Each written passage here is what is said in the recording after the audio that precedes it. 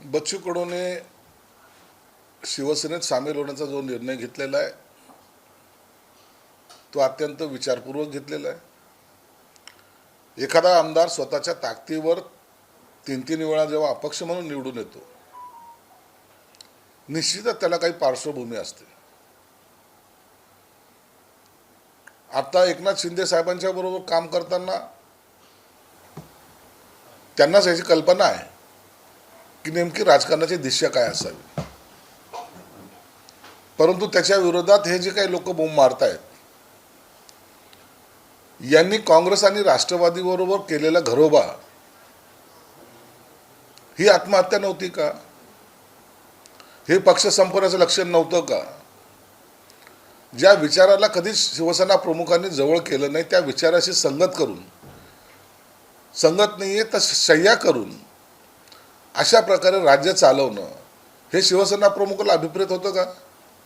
म्हणून इतरांवर टीका करण्यापेक्षा तुमच्यामध्ये आजही जे पक्षामध्ये आहेत असं तुम्ही समजता त्या लोकांची काही काळापूर्वी काय भूमिका होती याचा विचार त्यांनी केला पाहिजे. म्हणून आम्ही काय करतो किंवा इतर पक्ष काय करतात यापेक्षा आपल्या घरामध्ये डोकून पाहिलं तर मला वाटतं ते बरं राहील. भाजपने जे भविष्यातील निवडणुका सोबळावर लढवण्याची तयारी सुरू केली, दादाचा पक्ष सुद्धा गिळण्याची तयारी सुरू केली. उद्या शिंदेचे आमदार सुद्धा भाजपचा असा दावा सुद्धा सामना करण्यात आला. प्रत्येक पक्ष हा आपापल्या पद्धतीने तयारी करत असतो. 29ला भाजप स्वबळावर लढणार का? लढू शकते ना. शिवसेना स्वबळावर लढेल का? लढू शकते. असं राजकारणामध्ये कोणताही काही बॉन्ड किंवा ॲग्रीमेंट नसतो की या येणारी निवडणूक आता आपण अशी लढणार आहोत तशी लढणार आहोत. एका जागेसाठी शिवसेना भाजपची युती तुटताना आपण पाहिलेली आहे. म्हणून त्यांनी तयारी करणं, इतर पक्षांनी तयारी करणं याच्यात काही गैर नाही आहे. आणि त्यांनी तयारी केली म्हणून तुम्हाला त्यांनी थांबवलं आहे का? म्हणून आम्ही आमच्या पद्धतीने सगळं पक्ष आपापल्या पद्धतीने तयारी करत असतात. उद्या उभाट्याला जर असं वाटत असेल की काँग्रेस आणि राष्ट्रवादी त्यांच्याबरोबरच राहणार आहे आणि पुन्हा त्यांच्या नेत्याला ते मुख्यमंत्री करणार आहेत, तर ते स्वप्नात आहेत, स्वप्नात. म्हणून स्वप्न पाहण्यापेक्षा वास्तविकतेला समोर गेलं पाहिजे. आम्ही येणारं कोणतंही संकट किंवा आव्हान असेल त्यांना स्वीकारण्याची ताकद ही शिवसेनेत आहे. आणि म्हणून आम्ही कोण काय करतं यापेक्षा आमचा पक्ष आम्ही कसा पुढे घेऊन जायचा याची चिंता आम्ही करत असतो. इतरांवर टीका करून आपला पक्ष वाढत मोठा होईल अशा स्वप्नामध्ये आम्ही नाही. महेश शिंदे जे आमदार आहेत तुमचे, तर तिथले त्यांचे जे कट्टर विरोधक आहेत त्यांना शंभूराजे देसाई यांनी शिवसेनेमध्ये प्रवेश दिला. तर महेश शिंदे कुणाचे हा खरा प्रश्न आहे, तुमचे आहेत की भाजपाचे आहेत? कारण त्यांनी अशा पद्धतीचं वागणूक पण पाहायला मिळाली जिल्हा परिषदेच्या निवडणुकीत. एक तर त्यांच्यावर काही कारवाई होणार आहे का आणि ही पुढची तयारी आहे का पक्ष प्रवेश? महेश शिंदेने भाजप बरोबर सत्ता मिळवण्यासाठी अध्यक्षपद घेण्यासाठी जो प्रकार केला तो एकनाथ शिंदे साहेबांना मान्य नव्हता. तरी त्याच्यानंतर त्याला समजही देण्यात आली होती.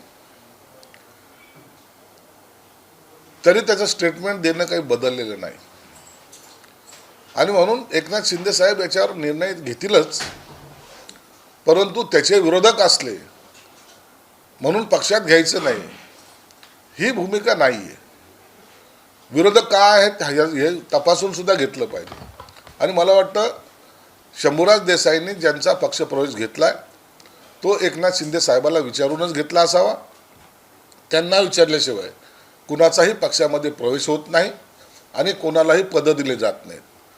म्हणून उद्या तिथलच्या राजकारणामध्ये काय बदल होतील याची लवकरच आपल्याला माहिती मिळेल आणि एकनाथ शिंदे साहेब काही काळात त्यांचे निर्णय सुद्धा जाहीर करतील.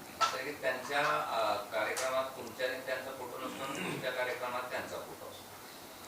काय संदेश आहे? आता ह्या ज्या काही ज्याला आपण म्हणतो घरातलं भांडण, आता हे कोणत्या स्तराला गेलं याची मला कल्पना नाही. परंतु एकनाथ शिंदे साहेब निश्चित आताही हे भांडण मिटलं पाहिजे, हे आपण आपसामध्ये भांडू नये या भूमिकेत आहेत.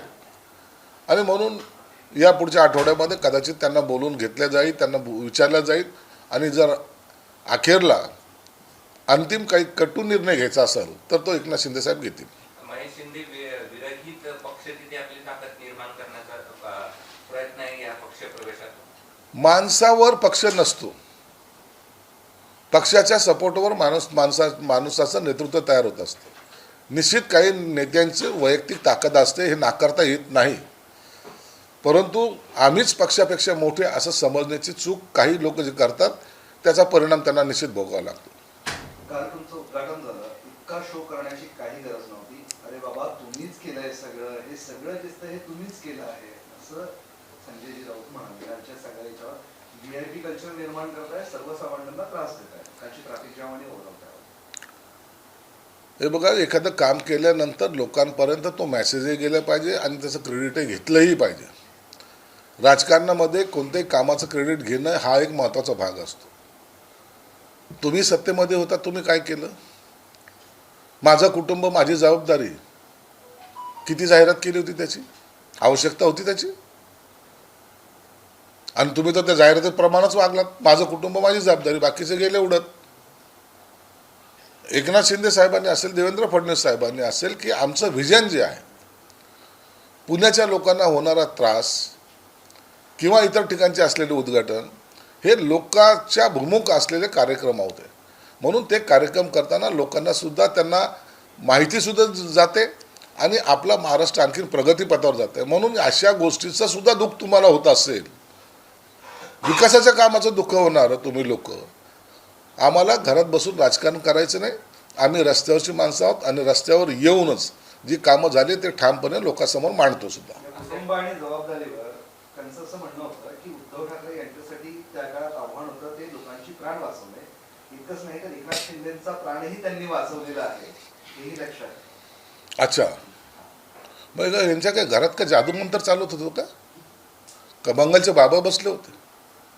कोरोनाच्या काळामध्ये लोकांना दिलासा देण्यासाठी त्यांच्या जवळ जाणं गरजेचं सुद्धा होतं.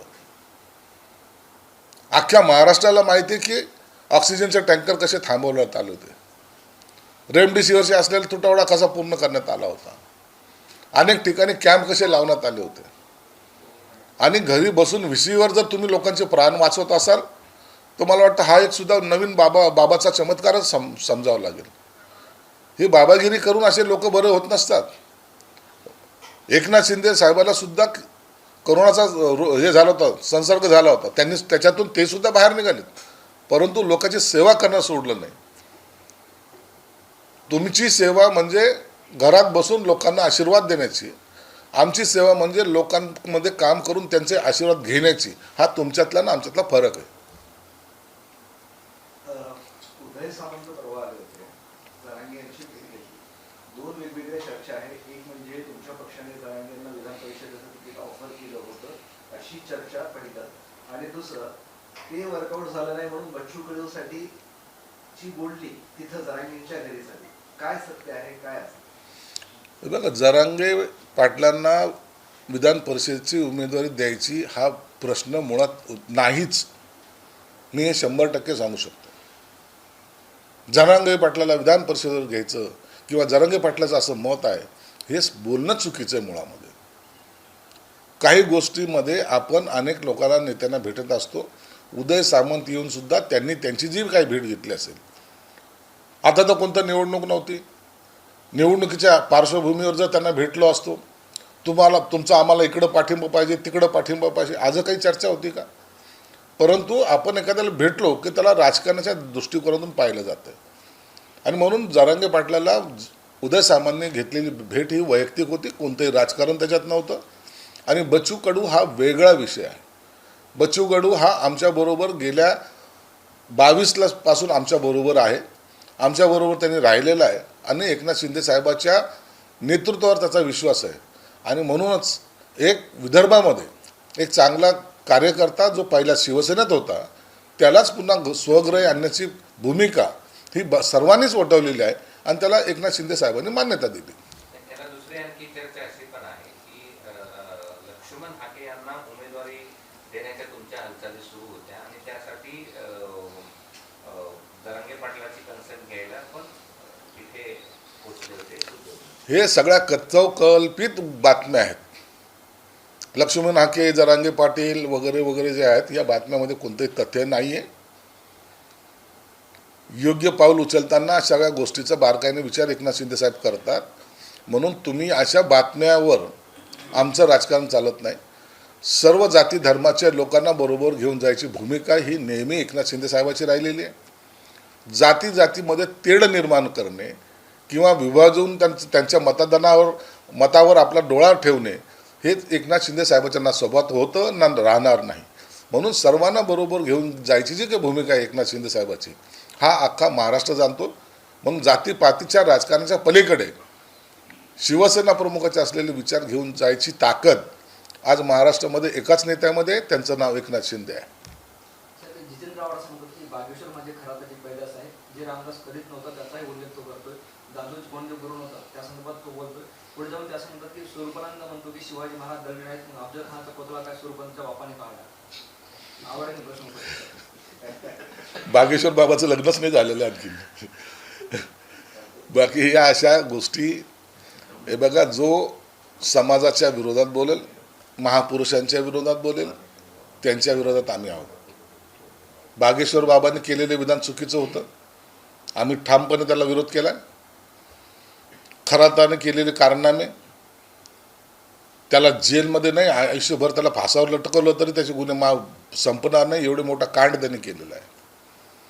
आणि दुसरे कोणते ते एक महाराज येतात, हे उठसूट येऊन महाराष्ट्रामध्ये अशी जे काही वक्तव्य करतात ना, त्याला काही अंशी आपले सुद्धा काही लोक जबाबदार आहेत. आणि म्हणून अशा लोकांना, या भोंदू लोकांना थारा देऊ नये या मताचे आम्ही आहोत.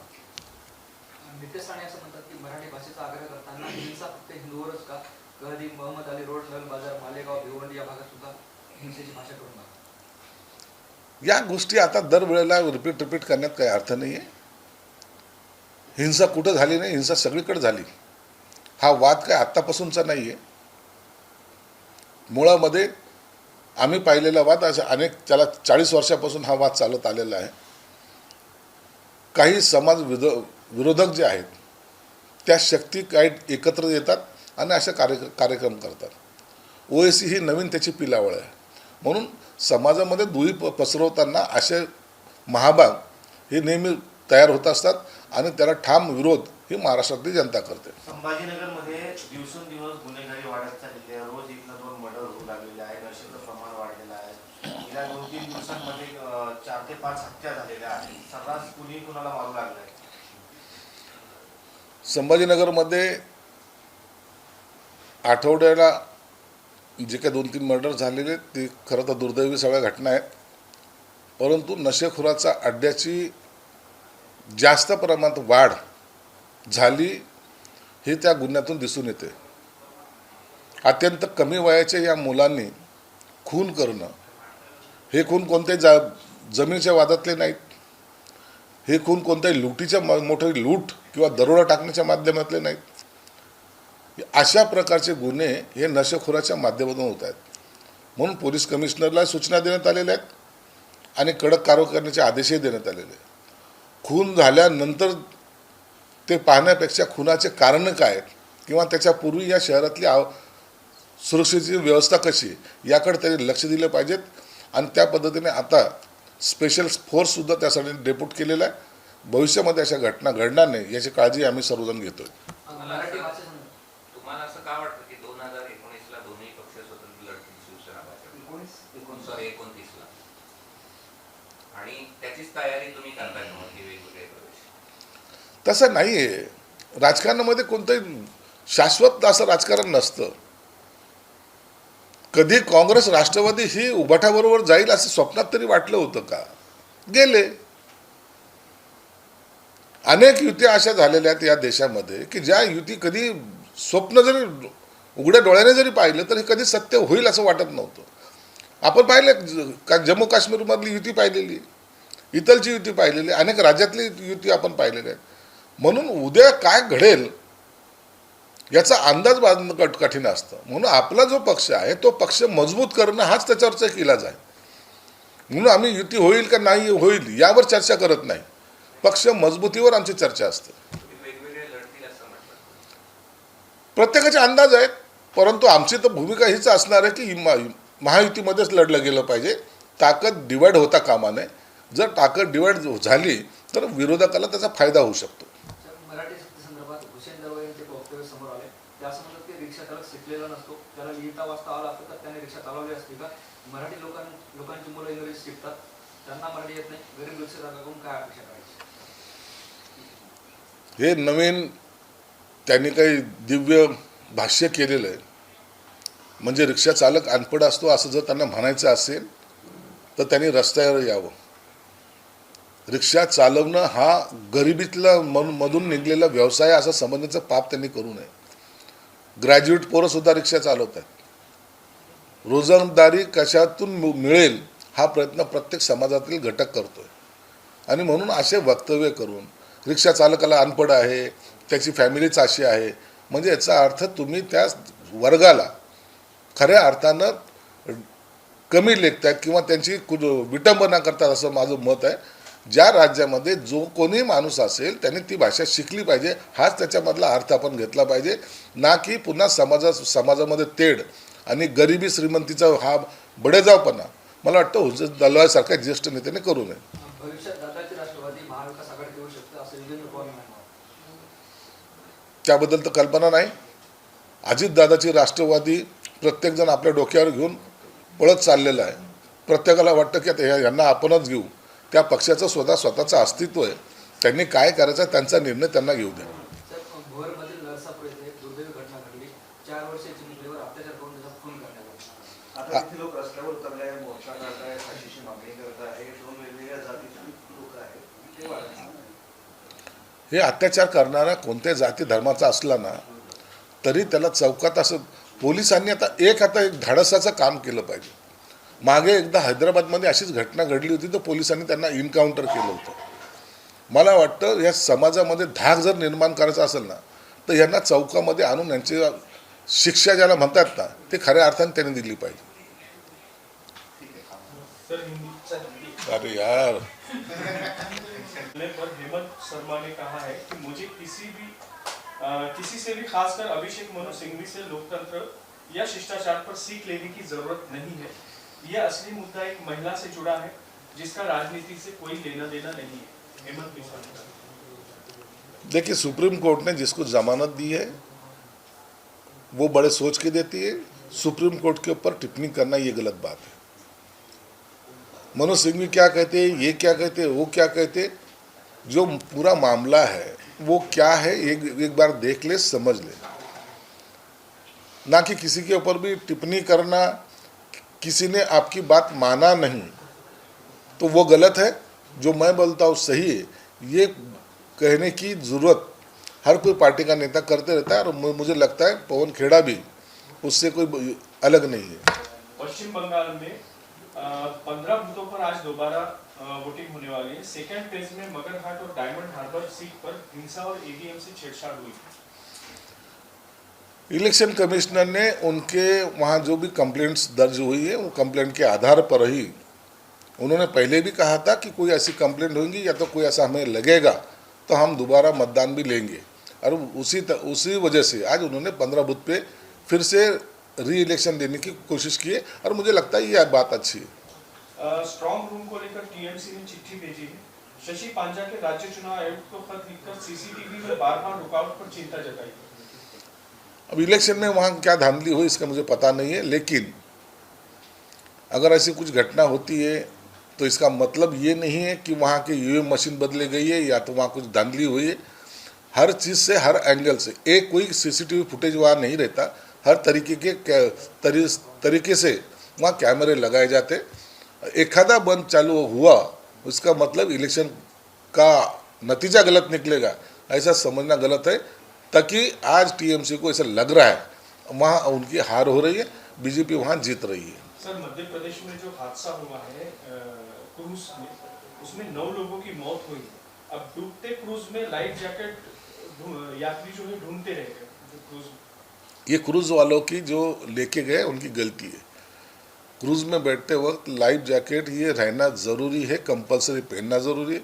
अगर ये नियमों का उल्लंघन अगर प्रवासी की तरफ से किया होगा या तो वो क्रूज के मालिक की तरफ से किया होगा तो इसका चौकसी ये तो होना ही चाहिए. और क्रूज के मालिक के ऊपर गुनाह भी नोंद होना चाहिए। सुप्रीम कोर्ट ने पवन खेड़ा को अग्रिम जमानत दी, कहा बिना बताए भारत न छोड़े। कांग्रेस बोली खेड़ा को डराने के लिए 60 पुलिसकर्मी भेजे गए। बहुत सारे मामले ऐसे दर्ज होते, आपने देखा होगा अनिल अंबानी की भी जमानत जो हुई है उसके अंदर भी कोर्ट ने ये कहा है कि आप भारत नहीं छोड़ सकते। इसका मतलब ये नहीं होता कि उनको राहत तो मिली है, लेकिन अगर वो कोई और कुछ घटनाएं ना करे या तो कुछ अगर उनको इंक्वायरी करने की रही तो वो यहाँ अवेलेबल रहे, इतना ही उसमें से स्पष्ट निर्देश दिए जाते हैं। यही तरीके का निर्णय उन्होंने खेड़ा के लिए दिया है।